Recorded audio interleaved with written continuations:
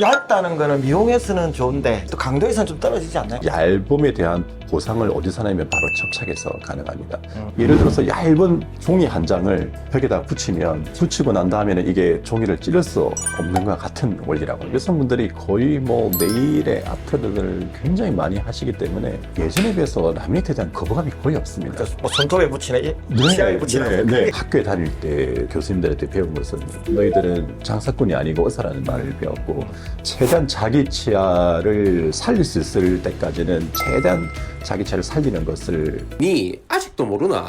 부산, 경남, 휴대폰, 인터넷 치대 지원, 통신생활 아이가 1522-1784 바로 전해봐라. 통신의 모든 것 슬기로운 통신생활. 하나의 이제 케이스로 네. 이야기를 해야 되는데 이분 케이스는 어떤 케이스인가요?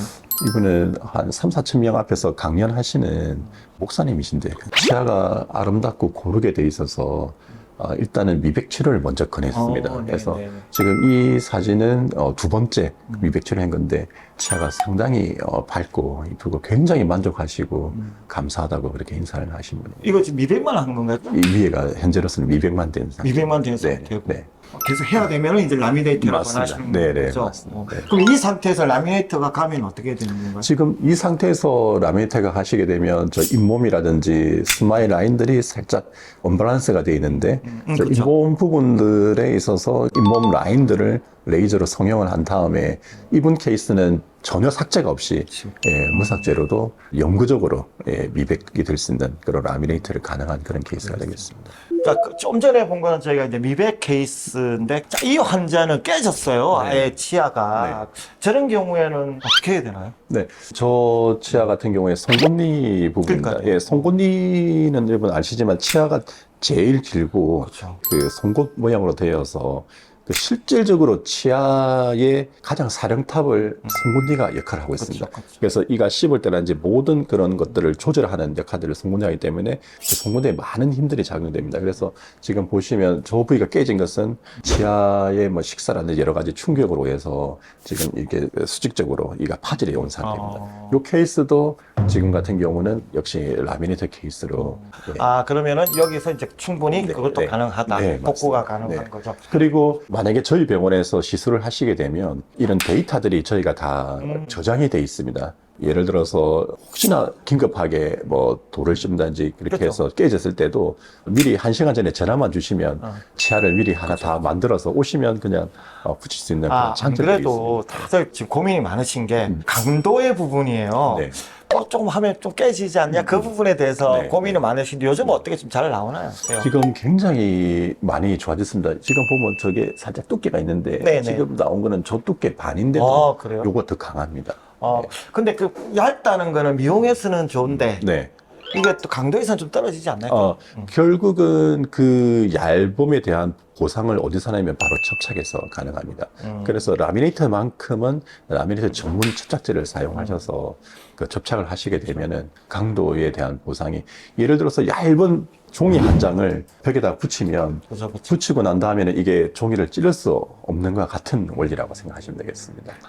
지금 또 하나 케이스가 이분은 외국인이시라고요? 네네, 맞습니다. 예, 어떤 케이스인가요? 이분은 우리나라의 대학에 공부를 하러 오신 분입니다. 한국의 대학생들과 같이 지내다 보니까 우리나라 대학생들이 정말 패션 감각도 뛰어나고 미적 감각도 뛰어나고, 그래서 이분도 그 라미네이트에 대한 관심이 생겨서 저희 병원에 내원해서 저희가 시술하기 전에 그 미리 시술 전후에 대한 그것을 디지털로 이분들에게 설명하기 위해서 그 자료를 만들어놨습니다. 네. 이분도 제일 윗니가 색상이라든지 형태라든지 이런 것들이 많이 이렇게 털어져 있었습니다. 그래서 교정이라든지 이런 치료에 대한 상담을 많이 하셨는데 치아 자체가 마모도 돼 있고 색상이 달라져 있기 때문에 교정 치료를 하더라도 이가 가지나게 되더라도 치아가 마모되거나 색상이 어두운 것은 결과적으로 터치가 필요한데, 그래서 고민한 끝에 교정과 그 라미네이트 복합 상담을 받고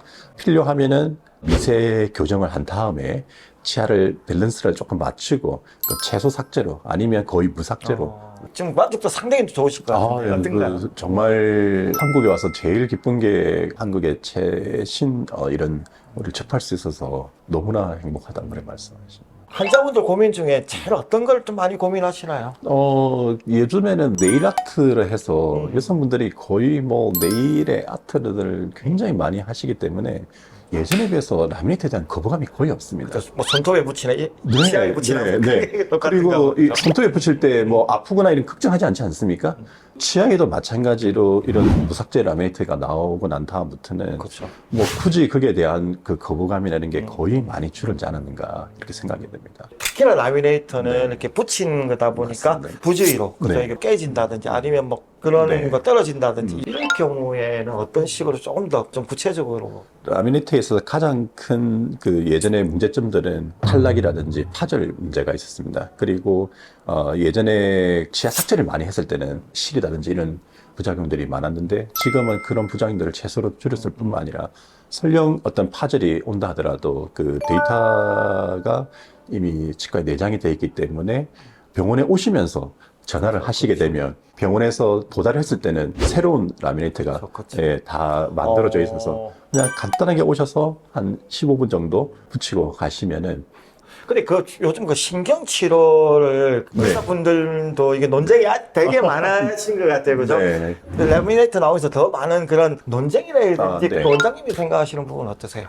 실질적으로 제가 미국에 있을 때 이가 조금 안 좋아서 치료를 했는데 치료를 하고 치아가 지각감이라 표현하는데 이가 싫어가지고 미국에 있을 때는 그 냉장고에 물도 마시지만은 수돗물을 바로 그쵸. 마십니다. 근데 수돗물이 조금 차갑습니다. 치료하고 물을 마셨는데 이 치아가 굉장히 많이 시렸습니다.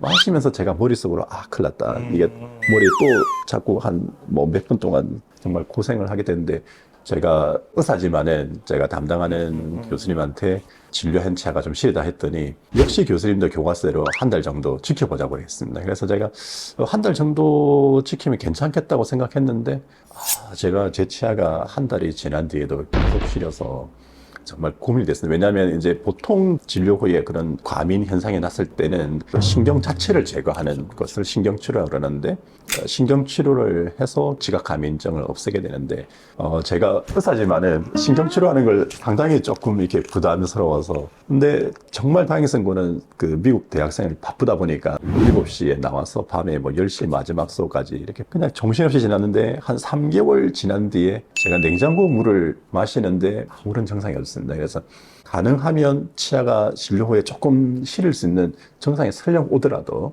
신경 조직들은 재생이 될 수 있는 가능성이 굉장히 높습니다. 그래서 바로 신경 치료를 하는 것보다는 조금 추이를 지켜보고 또 완화할 수 있는 레이저 치료라든지 여러 가지 치료를 한 다음에 최후의 그럼에도 불구하고 안 될 경우에 한해서 신경치료에 대한 것을 조금 더 지켜봐서 신경치료로 넘어가는 것보다는 자가신경 조직에 재생되는 경우도 상당 부분 많기 때문에 그것을 좀 기다려보는 것이 좋지 않을까 그런 생각입니다. 그래도 또 전냐 어르신이냐 그 연령층에 따라서 좀 틀리죠.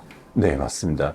학교에 다닐 때 교수님들한테 배운 것은 너희들은 장사꾼이 아니고 의사라는 말을 배웠고 최대한 자기 치아를 살릴 수 있을 때까지는 최대한 자기 치아를 살리는 것을 그런 개념으로 저희들이 배웠습니다. 근데 최근 들어서 약간의 변화가 있는 게 이제 초고령화 사회에 오시면서 이즘에는 치과에 내원하시는 분들의 연령대가 70대를 넘어서 80대를 넘어서 심지어는 90대가 넘으신 분들이 오는데 80대가 넘어서 오시는 분들 저희에게 접하게 되면 과거와 조금 다른 양상이 보입니다. 이가 약간 흔들린다든지 중치가 조금 많이 있을 때 저희들의 고민은 80이 넘은 분들에 있어서 그 조금 약한 치아를 불편을 감수하고서도 살릴 것인지 아니면은 이것을 차라리 제거를 하고 뼈를 조금 보강을 해서 식사를 잘할 수 있게 하는지에 대한 고민들이 최근 의사들 사이에 많이 퍼지고 있습니다. 네. 내가 처방의 고술.